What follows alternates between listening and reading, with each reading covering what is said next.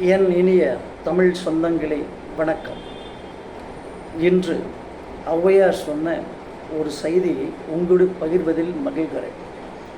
அந்த செய்தி மனிதனார் பிறந்தால் எவ்வளவு சிறப்பானது, அந்த மனிதனார் பிறந்த பிறகு எப்படியெல்லாம் வாழ வேண்டும் என்று நமக்கு அந்த செய்தி சொல்லுகிறது. அந்த தமிழ் நமக்கு சொல்லுகிறது. அரிது அரிது மானிடராய் பிறப்பதரிது, கூன் குருடு செவிடு பேடு நீங்கி பறத்தல் அரிது. அதன் பிறகுதான் அவை சொல்லுகிறார், ஞானமும் கல்வியும் நயத்தல் அரிது. அது பிறகு இதெல்லாம் கிடைத்த பிறகு தானமும் தவமும் தரித்தல் அரிது. அதுக்கு பிறகு ஒரு வரி இருக்கிறது, கடைசியில் பார்ப்போம். இந்த அரிது அரிதுன்னு ஒவ்வொரு 2 முறை சொல்கிறார்கள் என்றால், அரிது என்றால் எப்போது அபூர்வமாக நடக்கின்ற ஒரு விஷயம். கடல் நீர் கொந்தளித்து உள்ளே வருவது, பூமிக்குள் சுனாமி என்று அழைக்கின்றோம். பூமி பிளந்து செல்வது, எர்த்குவைக் என்று ஆங்கிலத்தில் அழைக்கிறார்கள். இதெல்லாம் நடந்துவிடும். ஓகே, இதெல்லாம் நடந்துவிடும் என்பதால் ஔவையார் இன்னொரு அரிது போடுகிறார்கள். இதைவிட நடக்கவே முடியாத ஒரு விஷயம், அபூர்வமானதிலே அபூர்வமான விஷயம் என்னவென்றால் மனிதனாய் பிறப்பதுதான். அப்படி மனிதனாய் பிறந்தால் என்ன அபூர்வம் இருக்கிறது? பெரும்பாலான மனிதர்கள் பிறக்கிறார்கள், இருக்கிறார்கள், இறக்கிறார்கள். அப்படி என்ன அபூர்வம் மனிதனாய் பிறப்பதில்? சரி, மனிதனாய் பிறந்த பிறகு நம்ம ஔவை சொல்லுகிறார், நம்ம தமிழ் சொல்லுகிறது, ஞானமும் கல்வியும் நயத்தல் அரிது.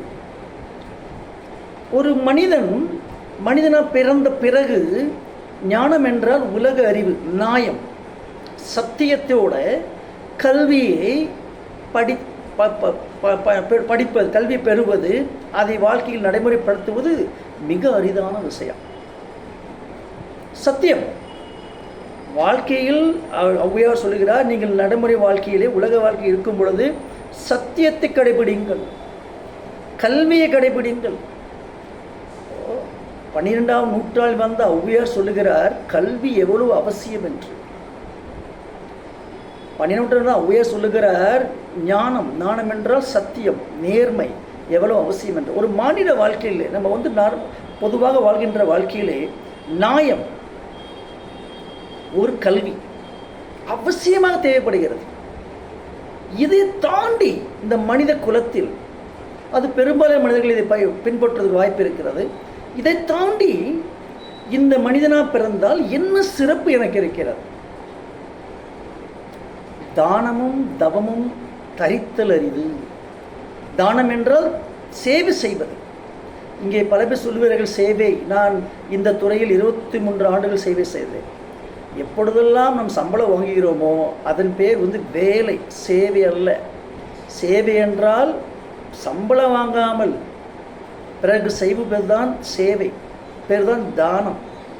என்றும் சம்பளம் பெற்றுக்கொண்டால் அதுக்கு பேர் சேவை கிடையாது, அதுக்கு பேர் வேலை.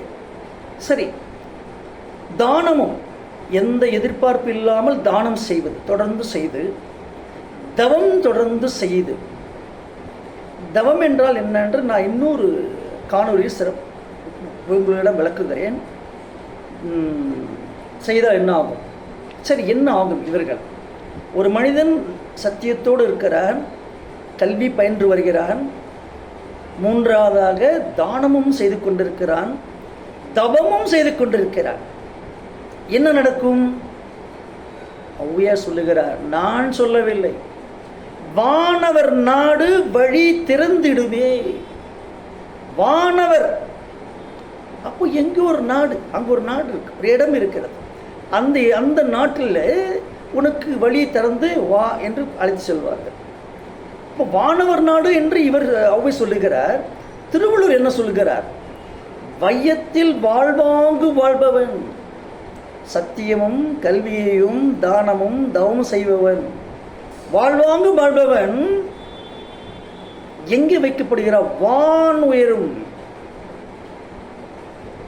தெய்வத்துள் வைக்கப்படும். அப்போ அவர் அவரு சொல்லுகிறார், வானத்தில் இருக்கின்ற தெய்வத்தில் ஒரு தெய்வமாக அவர் வைக்கப்படுகிறார். அப்படி என்றால் ஔவையாரும் 12ஆம் நூற்றாண்டில் வந்த ஔவையாரும் 2000 ஆண்டுகள் முன் வந்த திருவள்ளுவரும் ஏறக்குறைய ஒரே கருத்தை தான் சொல்கிறார்கள். வானவர்கள் தேசம் என்று ஒன்று உண்டு. நீ அந்த பிறப்பற்ற நிலைக்கு வரும் பொழுது அங்கே செல்வாய். அங்கே செல்வதற்கு என்ன தகுதி வேண்டும்?